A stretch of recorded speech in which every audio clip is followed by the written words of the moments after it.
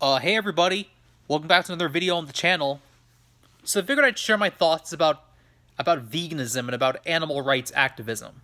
Now, I'm not a vegan, and I'm not an animal rights activist. However, I can understand the mentality behind being a vegan and being an animal rights activist, you know. When people think about animals, like dogs and cats and everything, people like want to admire these cats. They want to like be near them. They want to embrace them, love them. You know what I mean? Like typical dog owners, cat owners, they definitely want to like treat them with respect and everything. You know, when someone abuses a dog or a cat and it's shown on video, or if it's seen on video or something like that, or if it's shown on the social media site, people will get upset about that, and understandably so. They should be upset about that. Like I remember back in 2017, someone from my hometown tortured his neighbor's cat.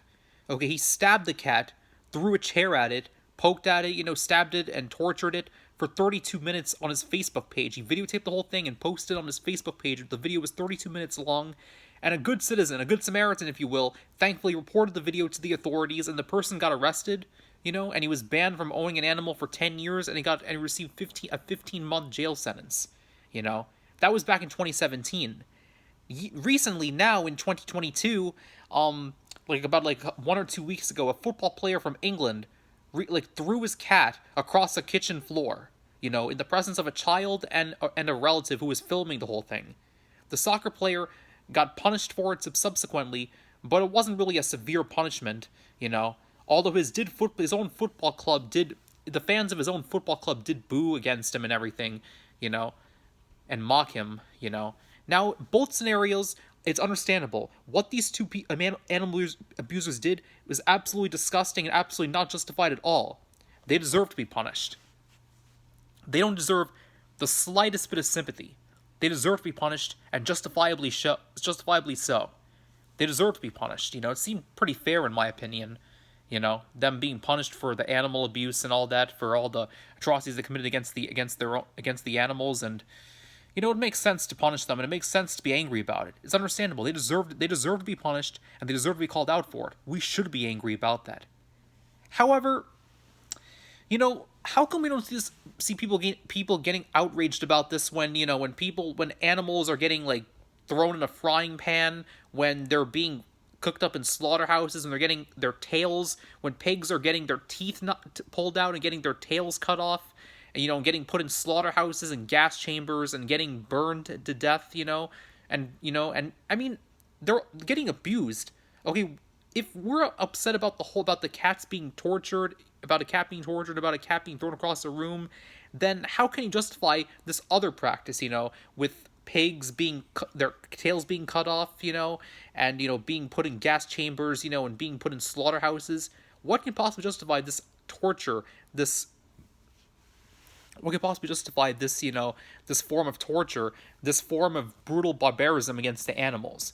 Now, I'm not trying to sound like judgmental or anything like that. I'm not trying to sound like a certain vegan online who's been saying eating animals is wrong, hurting animals is wrong, McDonald's. You know what I mean? Like, I'm not trying to act like a judgmental person. I'm not trying to like act judgmental here or anything like that. I'm not trying to sound like, hey, like stop eating meat or anything like that. I'm not trying to say that at all.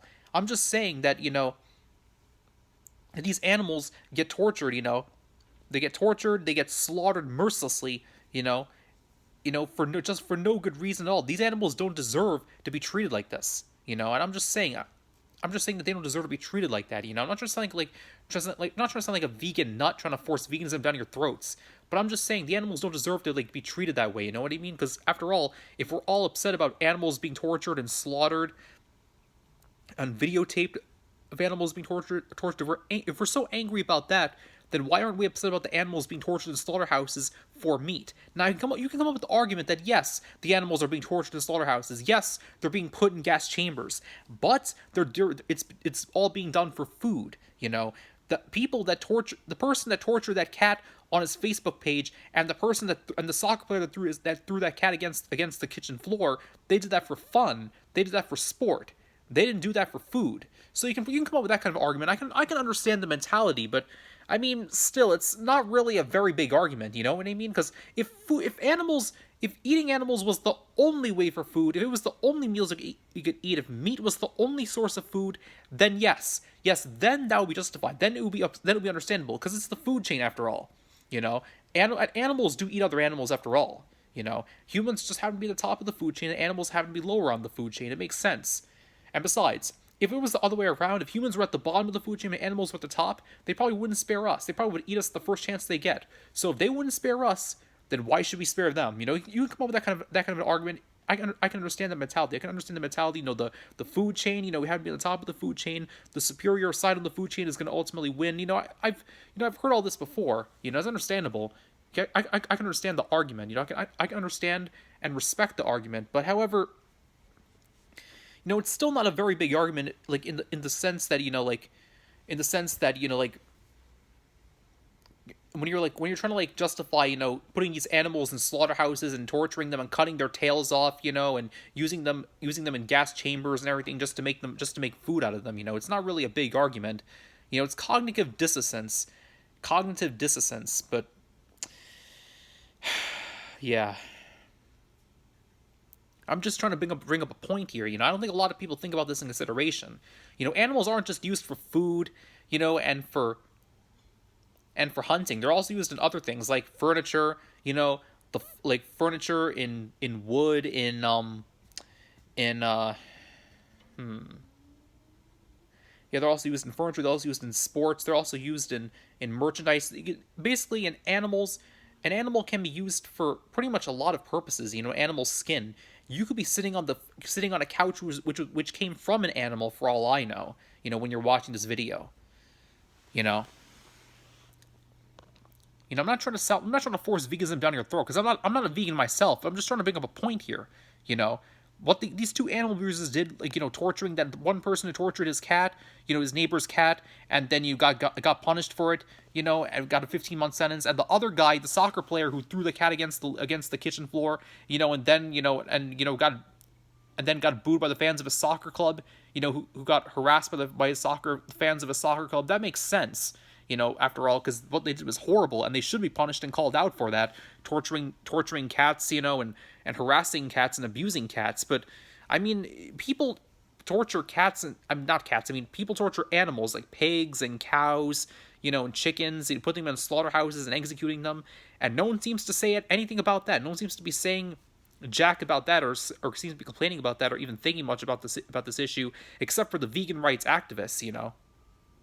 Now, I'm not saying you shouldn't be outraged about what the person who tortured his neighbor's cat did, and what the soccer player who threw that cat against the wall. I'm not saying you shouldn't be outraged about that. You should be outraged. You should be upset about that. But I'm just trying to bring up a point here. You know, after all, like, you know, people are upset when other people torture cats, you know, and videotape themselves doing it and laugh about that and film it. It's obviously horrible. I agree. But, you know, when people are torturing cats and torturing animals in slaughterhouses, you know, pigs and cows and chickens, and executing them, you know, no one seems to be saying much about that either. I wonder why that may be. You know, it's just reflecting on the issue, trying to think about this issue, trying to think about serious topics. You know what I mean? You know, animals have to be on the top of the food chain. That's why, you know, like, that's why, you know, we have no problem with eating animal. I mean, humans have to be at the top of the food chain. That's why we have no problem eating animals. But that's what I meant to say. It was a mistake. But anyways, you know,